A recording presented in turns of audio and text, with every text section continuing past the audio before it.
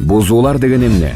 Бузуулар бул коомдук башкаруу тартибине каршы жеке же юридикалык жактар тарабынан жасалган укукка каршы күнөөлүү жосун аракет же аракетсиздик.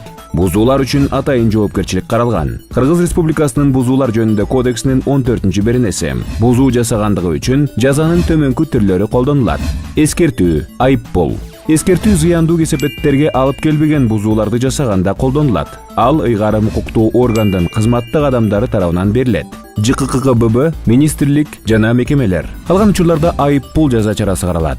Жеке жактар үчүн 1000 сомдон 17,5 миң сомго чейин, юридикалык жактар үчүн 5 миң сомдон 55 миң сомго чейин. Эгерде күнөөкөр адам күнөөсүн мойнуна алса жана айыппулду төлөп берүүгө макул болсо, анда бул учурларда ыйгарым укуктуу адам токтом чыгарат.